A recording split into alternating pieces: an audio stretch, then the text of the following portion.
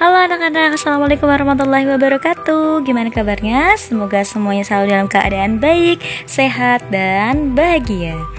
Untuk video part 2 nih, melanjutkan video part 1 kemarin, akan membahas mengenai pembentukan BPUPKI dan juga perumusan dasar negara atau Pancasila.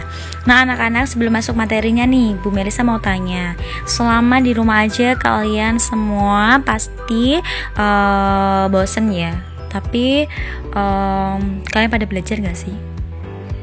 Belajar kan? Semoga jawabannya belajar ya. Kalau kalian belajar, komen di kolom komentar ya. Saya belajar Bu, belajar ini. Saya belajar masak Bu, atau saya belajar nanam tanaman Bu, atau saya belajar bikin kreasi Bu gitu ya. Coba komen di kolom komentar ya anak-anak. Oke. Untuk itu kita langsung aja masuk ke materinya. Yang pertama adalah pembentukan BPUPKI. Seperti yang Ibu jelaskan di video sebelumnya, BPUPKI adalah singkatan dari Badan Penyelidik Usaha Persiapan Kemerdekaan Indonesia, atau nama Jepangnya Dokuritsu Jumbi Chosakai. BPUPKI dibentuk oleh Jepang. Ya benar banget. Jadi yang membentuk panitia atau badan ini tuh Jepang anak-anak ya. Dibentuk dan dilantik pada tanggal 29 April 1945. Anggotanya terdiri dari 62 orang tokoh bangsa Indonesia dan 7 orang perwakilan dari Jepang. Jadi anggotanya itu mix ya anak-anak, atau campuran nih. Tapi kebanyakan adalah orang-orang Indonesia atau tokoh-tokoh Indonesia ya. Salah satunya Insinyur Soekarno gitu ya. Kemudian ada juga 7 orang yang perwakilan dari pihak Jepang. Ketua BPUPKI adalah Dr. Rajiman Widyodiningrat dengan 2 wakil ketua. Wakil ketua yang pertama itu dari Jepang, namanya Ichibangase Yoshio, dan wakil dari Indonesia yaitu RP Suroso. Jadi ada 2 orang wakil ya, satu berkebangsaan Jepang dan yang kedua berkebangsaan Indonesia. Nah, BPUPKI itu kalau dia dibentuk kan pastinya dengan tujuan ya kan, salah satunya ya ada tujuannya untuk menyiapkan segala hal yang berkaitan dengan persiapan kemerdekaan ya. Salah satunya yaitu merumuskan dasar negara, undang-undang dasar. Nah itu adalah yang dibutuhkan oleh negara-negara merdeka atau negara yang baru merdeka. Jadi dibentuklah BPUPKI ini nih anak-anak. Nah, BPUPKI itu mengadakan 2 kali sidang resmi. Kalau kalian masih bingung sidang itu apa? Sidang itu sejenis rapat gitulah, rapat besarnya gitu untuk merumuskan berbagai hal. Nah, ada 2 kali sidang resmi atau sidang yang ditentukan jadwalnya atau sudah jelas tanggal pelaksanaannya, sama 1 kali sidang yang tidak resmi atau yang dilaksanakan di antara sidang pertama dan sidang kedua. Jadi sidang pertama itu dilaksanakan pada tanggal 29 Mei sampai dengan 1 Juni 1945, membahas mengenai dasar negara atau merumuskan Pancasila. Nah, yang kedua adalah sidang dilaksanakan pada tanggal 10 sampai 17 Juli 1945. Tujuannya untuk membahas rancangan Undang-Undang Dasar Negara atau UUD yang kita kenal UUD 1945. Nah, kalau sidang tidak resminya itu berlangsung di antara sidang pertama dan sidang kedua, tujuannya untuk membahas rancangan pembukaan Undang-Undang Dasar 1945 yang dipimpin oleh Insinyur Soekarno, di mana Insinyur Soekarno itu adalah anggota dari BPUPKI. Nah itu ya tentang BPUPKI. Jadi BPUPKI itu tadi badan yang dibentuk oleh Jepang ya, anggap aja panitia atau badan lembaga gitulah ya. Tapi bukan lembaga juga ya anak-anak, tapi kalau kalian bingung ya anggap aja perkumpulan orang-orang gitulah ya. Badan ya, dia punya tugasnya adalah merumuskan atau menyusun segala hal-hal yang berkaitan dengan persiapan kemerdekaan Indonesia. Kalau bangsa yang merdeka atau bangsa yang ingin merdeka ya, itu membutuhkan apa? Membutuhkan dasar negara, undang-undang dasar. Maka dari itu BPUPKI bertugas untuk merumuskan dasar negara tadi sama merumuskan undang-undang dasar nih. Nah, lanjut ya. Itu tadi mengenai pembentukan BPUPKI. Nah, setelah BPUPKI terbentuk kan salah satunya adalah bertugas untuk merumuskan dasar negara ya anak-anak. Nah, dasar negara itu apa sih? Dasar negara terdiri dari 2 kata, dasar sama negara. Dasar adalah ya dasar. Coba dilihat. rumah kalian pasti punya dasarnya ya, ada lantainya ya. Ada lantai atau pondasi bawah gitu ya, dasar. Jadi dasar adalah landasan yang misal kalau rumah kalian dasarnya lantai, itu landasan kalian. Nah, landasan rumah kalian ya kan. Nah, sama aja. Dasar negara adalah apa sih, Bu? Dasar itu landasan, kemudian negara adalah yang tempat kita tinggal ini, negara Indonesia ya. Berarti dasar negara adalah apa? Landasan dalam menjalankan kehidupan negara. Jadi negara yang merdeka atau suatu negara itu harus memiliki dasar ya. Kenapa sih, Bu? Gini ya, Ibu kasih perumpamaan. Misalnya sebuah rumah berdiri harus ada dasarnya, ada pondasinya, ada lantainya. Kemudian baru bisa dikasih tembok ya kan, dikasih genteng.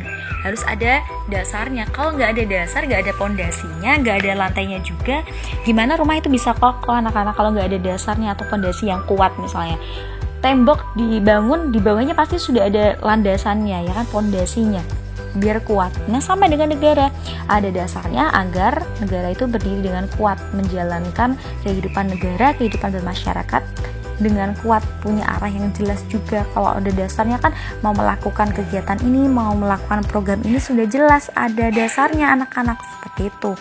Nah, sidang pertama BPUPKI tanggal 29 Mei sampai dengan 1 Juni 1945 dilaksanakan di Gedung Chuo Sangiin yang kini dikenal sebagai Gedung Pancasila.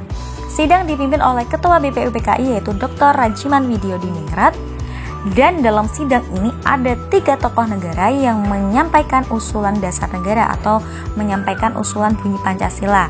Nah, kalau dulu namanya belum Pancasila ya, belum ada nama Pancasila ya anak-anak. Karena BPUPKI itu kan bersidang untuk merumuskan dasar negara, belum ada namanya Pancasila. Nah, nama Pancasila itu nanti muncul ketika sidang ini berlangsung ya. Lanjut dulu ya.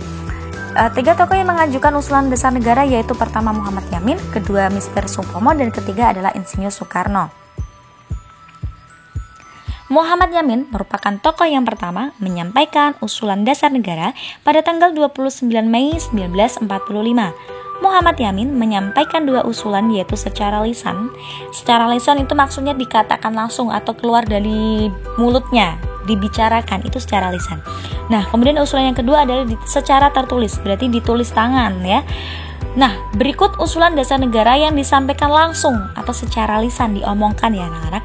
Yang pertama bunyinya peri kebangsaan, yang kedua bunyinya peri kemanusiaan, yang ketiga bunyinya peri ketuhanan, yang keempat bunyinya peri kerakyatan, dan yang kelima bunyinya kesejahteraan sosial. Ini yang diucapkan secara lisan. Nah, kalau yang secara tertulis itu isinya ini ya, bisa dilihat di layar anak-anak. Bunyinya adalah 1. Ketuhanan yang Maha Esa, 2. Kebangsaan Persatuan Indonesia, 3. Rasa kemanusiaan yang adil dan beradab, 4. Kerakyatan yang dipimpin oleh hikmat kebijaksanaan dalam permusyawaratan perwakilan, dan yang kelima adalah keadilan sosial bagi seluruh rakyat Indonesia. Bunyinya hampir sama dengan Pancasila seperti sekarang ya anak-anak. Nah, lanjut. Tokoh kedua yang menyampaikan usulan dasar negara yaitu Mr. Supomo. Mr. Supomo menyampaikan pidatonya tentang dasar negara pada tanggal 31 Mei 1945. Usulan dasar negara yang disampaikan oleh Mr. Supomo yaitu 1. Persatuan, 2. Kekeluargaan, 3. Keseimbangan lahir dan batin, 4. Musyawarah, dan 5. Keadilan rakyat.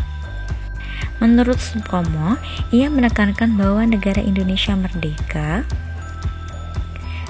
bukanlah negara yang mempersatukan dirinya dengan golongan terbesar dalam masyarakat. Intinya gini, menurut Supomo negara merdeka itu bukan hanya dikuasai atau mempersatukan orang-orang dengan golongan terbesar dan tidak mempersatukan dirinya dengan golongan yang paling kuat, tidak golongan yang paling kuat ataupun golongan yang paling besar, tetapi bahwasanya Indonesia yang merdeka adalah mengatasi segala golongan dan segala paham perorangan, mempersatukan diri dengan segala lapisan masyarakat. Jadi semua lapisan masyarakat Indonesia itu bersatu untuk Indonesia yang merdeka. Nah, kemudian tokoh ketiga yang menyampaikan usulan dasar negara yaitu Insinyur Soekarno adalah tokoh terakhir yang menyampaikan usulan dasar negara pada tanggal 1 Juni 1945. Usulannya berbentuk filosofi Groslek, di mana filosofi Groslek ini merupakan sesuatu yang fundamen atau jiwa yang sedalam-dalamnya untuk di atasnya didirikan Indonesia merdeka yang kekal dan abadi. Nah, isinya atau rumusan usulan dasar negara menurut Insinyur Soekarno, yang pertama adalah kebangsaan Indonesia, yang kedua internasionalisme atau perikemanusiaan, yang ketiga mufakat atau demokrasi, yang keempat kesejahteraan sosial, yang kelima ketuhanan yang berkebudayaan.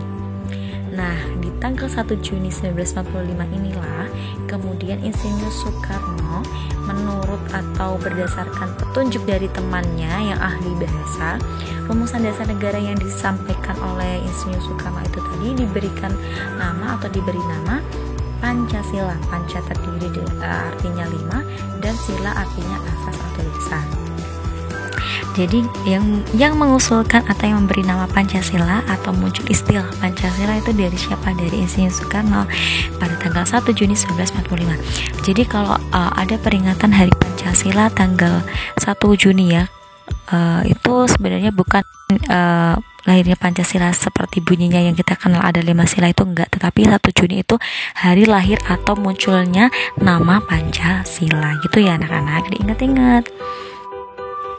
Oke, jadi ada 3 tokoh yang menyampaikan usulan dasar negara ya, Muhammad Yamin, Mr. Supomo, dan juga Insinyur Soekarno. Nah, nama atau istilah Pancasila itu muncul disampaikan oleh Insinyur Soekarno, tetapi diusulkan atau dikasih saran sama temannya Insinyur Soekarno yang ahli bahasa, seperti itu ya anak-anak.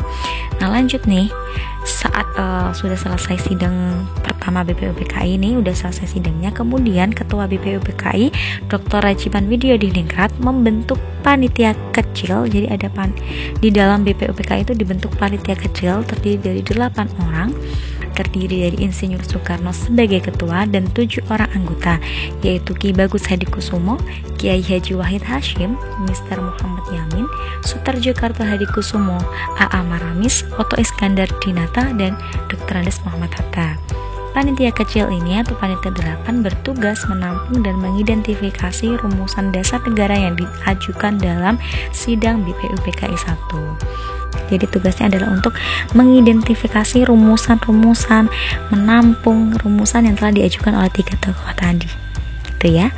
Nah, kemudian sesudah sidang panitia kecil atau panitia 8 selesai, kemudian panitia ini mengadakan rapat dengan 38 orang anggota BPUPKI di kantor besar Jawa Hokokai.